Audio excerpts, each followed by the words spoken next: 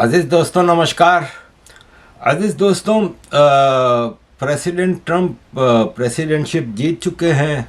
अभी 3 महीने पड़े हैं प्रेसिडेंट बनने में, लेकिन ये है कि अभी से कुछ लोगों को बहुत ही ज़्यादा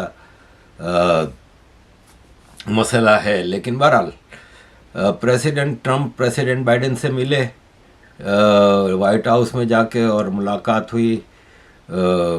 ट्रांजिशन जो है गवर्नमेंट का हमारे यहाँ की तरह नहीं होता। वहाँ की गवर्नमेंट का सिस्टम 3 महीने जो है वो ट्रम्प ने अपनी टीम अनाउंस कर दी है कि फॉरेन डिपार्टमेंट कौन देखेगा, डिफेंस कौन देखेगा, ये सब। अब करंटली जो उस टीम के हेड है, जैसे फॉरेन मिनिस्टर है डेमोक्रेटिक जो बाइडेन का, उससे डेजिग्नेटेड जो ट्रम्प का फॉरेन मिनिस्टर है वो बैठ के, उसकी टीम बैठ के टेक ओवर करेंगे। पूरी पॉलिसी होती है। ये एम्पायर है दुनिया की, जो रोमन एम्पायर और ओटोमन एम्पायर और जो जो एम्पायर्स आई है, ये एक एम्पायर है आज की। इसको टेक ओवर करने में 3 महीने लगते हैं, इसीलिए ट्रम्प ने अपनी टीम अनाउंस कर दी है। 4 साल देखा जाए तो बहुत छोटा पीरियड है, लेकिन लगता है कि जो टीम सेलेक्ट की और जो जिस किस्म के स्टेप्स की बात की गई है, लगता है कि ट्रम्प मीन्स बिजनेस। अब देखें, इस इलेक्शन में अमेरिका की जो रिपब्लिकन पार्टी है उसको प्रेसिडेंसी मिली है, यानी डोनाल्ड ट्रम्प प्रेसिडेंट हैं। पॉपुलर वोट मेजॉरिटी में मिला है, सेनेट में इनकी मेजॉरिटी है, हाउस ऑफ कॉमन्स में इनकी मेजॉरिटी है, हाउस ऑफ रिप्रेजेंटेटिव्स में, स्टेट गवर्नर्स में मेजॉरिटी है, स्टेट लेजिस्लेटर्स में मेजॉरिटी है। जो कुछ स्टेट्स जो कि एंटी ट्रम्प रिजल्ट आया है, वो ज़्यादातर वो स्टेट्स हैं जहां वोटर आईडी की रिक्वायरमेंट नहीं थी,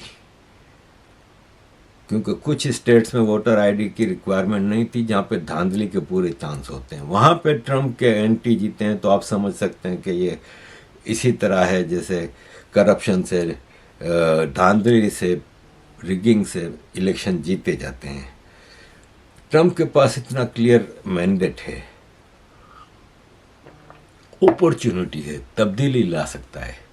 उसका पहला बयान जो आया है और बार बार आया है कैंपेन के दौरान भी, कि मैं कोई नई जंग शुरू नहीं करूंगा और मैं जो ऑलरेडी जंगें मौजूद हैं इनको ख़त्म करूंगा। ये अमेरिका की और इंटरनेशनल लेफ्ट का जो इकोसिस्टम है उसके एजेंडे पे नहीं उतरती बात।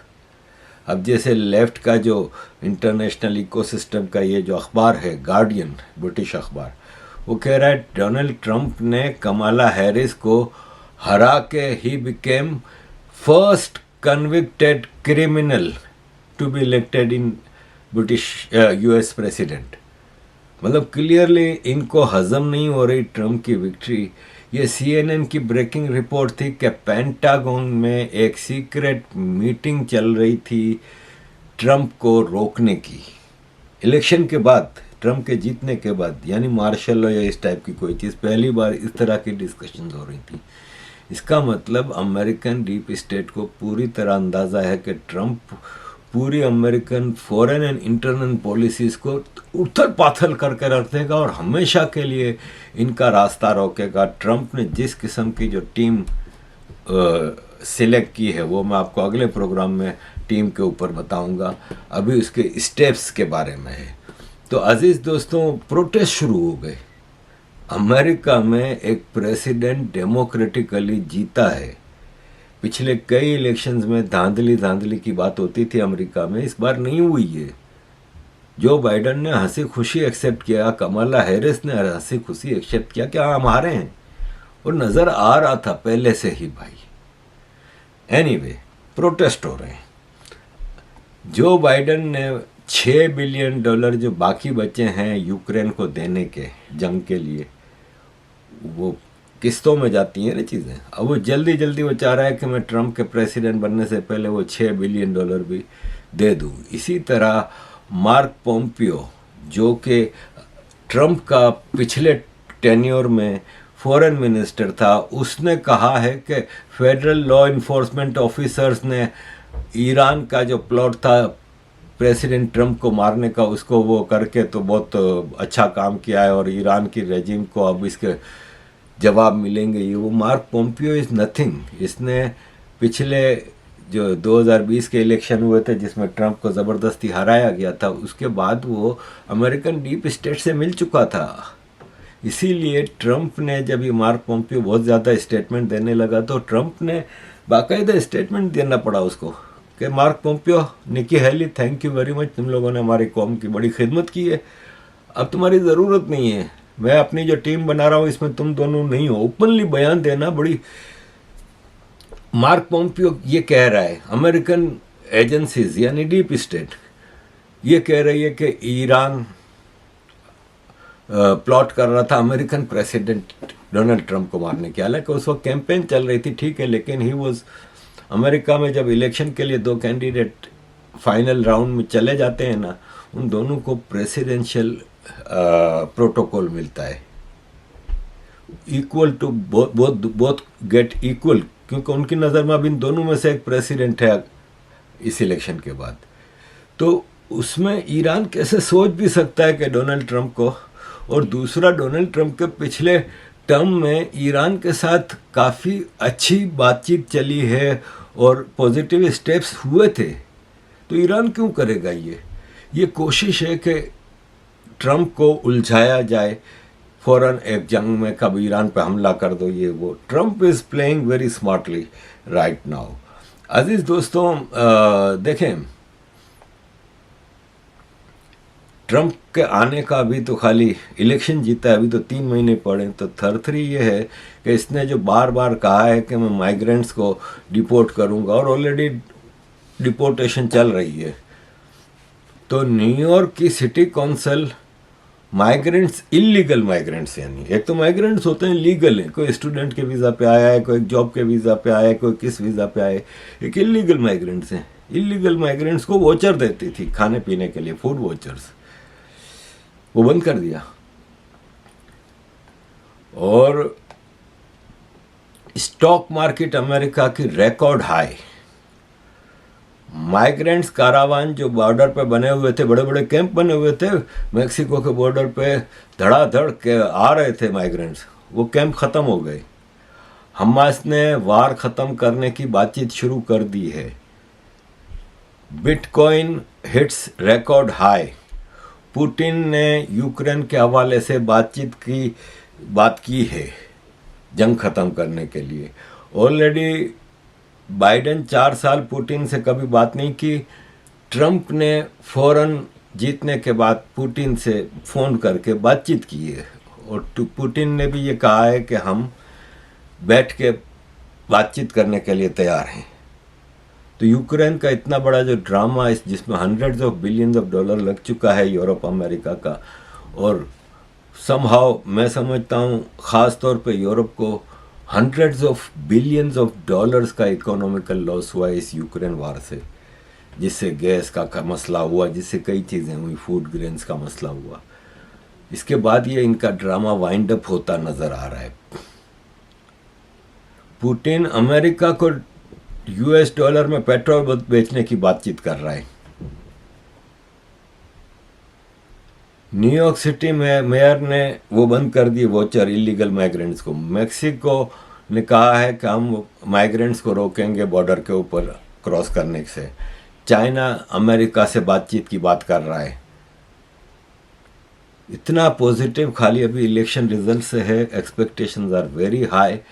अजीज़ दोस्तों, ट्रंप ने अभी तक जो चीज़ें कही हैं ना, उसमें जो इसने कहा है कि क्लाइमेट चेंज का जो इंटरनेशनल पैक्ट है, जो अमेरिका उससे बाहर जा रहा है, और हम इस ढकोसले को नहीं मानते। देखें, क्लाइमेट चेंज ठीक है, एक हद तक एक रियलिटी है, लेकिन उसको जिस हिसाब से बढ़ा चढ़ा के वो किया जा रहा है ना, तो ऐसा नहीं है, ठीक है। और इसमें भी पॉलिटिसाइजेशन होती है। क्लाइमेट चेंज का असर जिन गरीब कंट्रीज पे पड़ता है, नुकसान वो उठाते हैं। क्लाइमेट के लिए जो कार्बन जो निकलती है और जो पूरा माहौल ख़राब होता है, वो कंट्रीब्यूटर हैं चाइना, अमेरिका, यूरोप। लेकिन असर दूसरी जगह पे पड़ रहा है। लेकिन बहरहाल इसने कहा कि मैं इससे बाहर निकल रहा हूँ। इसी क्लाइमेट एग्रीमेंट जो था उसकी बुनियाद पे अमेरिका ड्रिलिंग नहीं करता था पेट्रोल के लिए। अमेरिका में बहुत पेट्रोल है और काफ़ी निकाल भी रहे हैं, और America is an exporter of petrol. Gas petrol ये अमेरिका बेचता है, और फिर अमेरिका के और भी बहुत धंधे हैं जिसके इसका पेट्रोल कहाँ कहाँ से आता है। अब आपको पता है कि एम्पायर है दुनिया में, कहाँ कहाँ इसके अड्डे हैं, कहाँ कहाँ नहीं है। एनीवे, ड्रिलिंग करके पेट्रोल की मार्केट में अमेरिका खलबली मचा सकता है। ये इसका एक स्टेप इसने जो लेने का कहा है।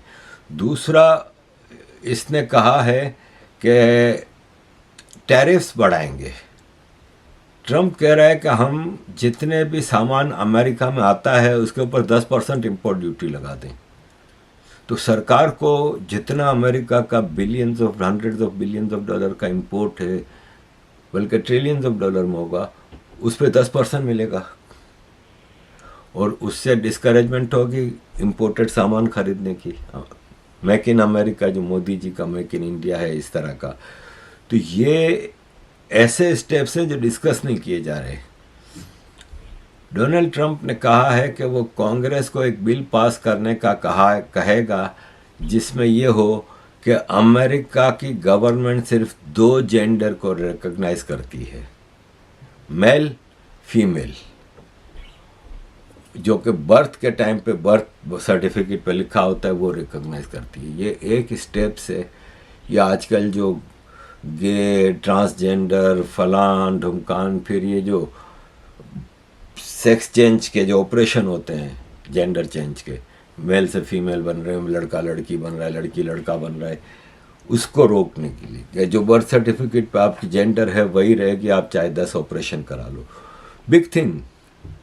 लेफ्ट इकोसिस्टम का ये दुनिया में सबसे खतरनाक और कंट्रोवर्शियल जो एजेंडा इम्पोज किया गया था, सब मुल्कों को मजबूर किया जा रहा था, कंजर्वेटिव सोच।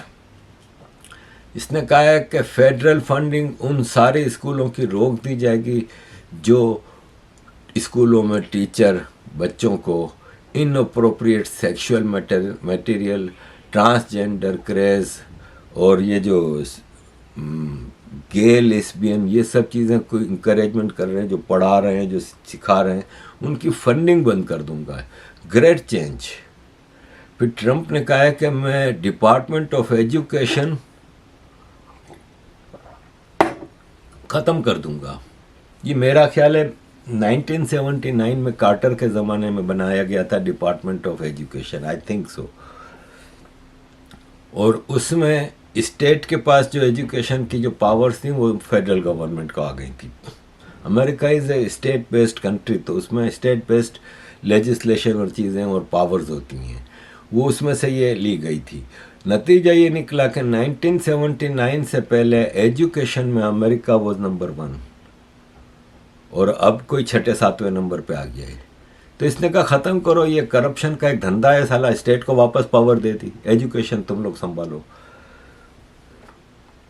अजीज़ दोस्तों, ट्रंप ने कहा है कि वर्ल्ड हेल्थ ऑर्गेनाइजेशन से अमेरिका अपने ताल्लुकात ख़त्म करेगा, और इन्होंने जो पेंडेमिक ट्रीटी बनाई है और जिस तरह ये दुनिया में बीमारियों के हवाले से खेल खेल रहे हैं ना, तो WHO is a corrupt globalist scam जिसके पैसे अमेरिका देता है और उसको यूज़ चाइना करता है। ये भी एक बहुत ही बड़ा स्टेप होगा अमेरिका की तरफ से। और अजीज़ दोस्तों, सबसे बड़ा जो इसने काम किया है वो हमास को जो इसने बहुत सख्त अल्फाज में मैसेज दिया है ना, वो We want our hostages back, and they better be back before I assume office, or you will be paying a very big price.